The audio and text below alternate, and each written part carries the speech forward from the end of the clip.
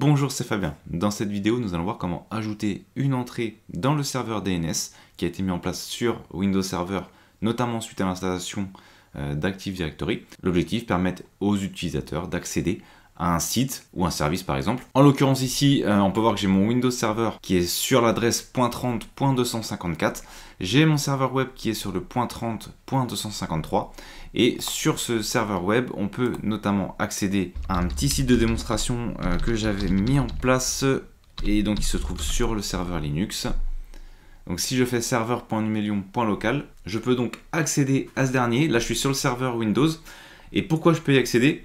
Eh bien tout simplement parce que j'avais ajouté dans le fichier host pour la démonstration au moment de l'installation du serveur web, j'avais ajouté l'entrée directement dans le serveur host de mon serveur. Sauf que si maintenant un utilisateur souhaite y accéder, eh bien ce dernier, lui, ne pourra pas y accéder puisqu'il n'a pas la correspondance et notamment donc la résolution du nom de domaine. Il ne sait pas à quoi correspond serveur.numelium.local. Donc comme on peut voir, ici, j'ai une erreur. Donc mon serveur, lui, il est bien actif. On peut vérifier d'ailleurs l'adresse IP. On est bien sur le 30.253. Et l'objectif, ça va être dans le serveur DNS de mon serveur Windows d'ajouter une entrée. Et vous allez voir que c'est relativement simple et rapide à réaliser. On va aller ici dans le gestionnaire de serveur. Je vais aller sur Outils. Je vais aller sur DNS. Et au niveau des DNS, je vais aller sur mon serveur SRV ADDS. C'est mon serveur Active Directory et mon contrôleur de domaine. Et dans ce dernier, j'ai différentes zones. Donc je vais notamment aller ici sur SRV ADDS, zone de recherche directe, ma zone numelium.local. Et dedans, on peut voir les différents ordinateurs qui ont déjà été enregistrés. Et donc, il retourne à l'adresse IP en fonction du nom de l'ordinateur. On peut retrouver son adresse IP. Donc ça fait la résolution du nom de domaine. Et vous pouvez voir ici qu'on a des statiques, c'est-à-dire que l'adresse IP, elle est statique, elle ne va pas bouger. Et on en a où on a des dates, c'est tout simplement parce que ça fonctionne avec le serveur DHCP qui donne des adresses automatiques, donc ça peut changer. Et auquel cas, il va actualiser la zone. Nous, notre objectif, ça va être d'ajouter un élément. Donc on a une zone directe et une zone inversée.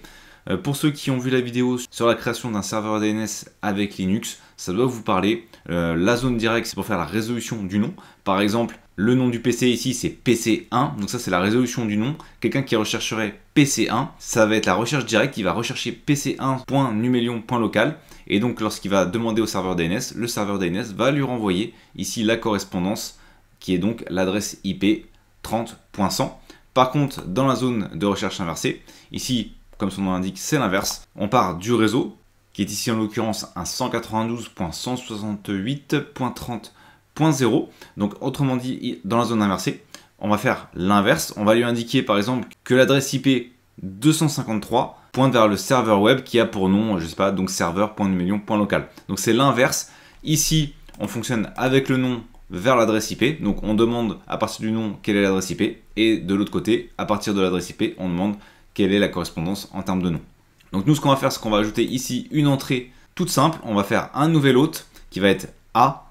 On va lui indiquer que le nom est donc serveur. Donc si on recherche serveur.numelium.local, eh bien il faut aller à l'adresse 192.168.30.253 et je vais faire ajouter un autre. Donc ici en fait ça va m'ajouter un autre serveur.numelium.local. Je vais faire OK. Je vais faire terminer. Je peux faire un clic droit et actualiser. On peut voir que désormais ici c'est passé en statique. Et donc je vais retourner sur mon autre ordinateur. On a dit qu'on pouvait lors du premier test pas accéder aux éléments. Ce qu'on va faire, c'est qu'on va ouvrir un invite de commande. Je vais essayer de faire un ping directement sur serveur.numelium.local.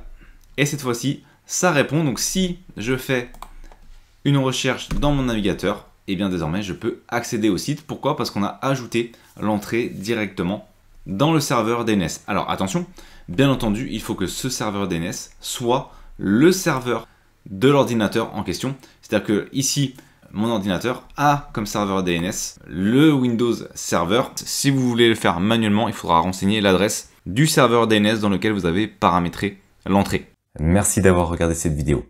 Si vous n'êtes pas abonné, j'espère que cette vidéo vous donnera envie de le faire en cliquant sur le bouton s'abonner et en activant les notifications pour ne manquer aucune des prochaines vidéos.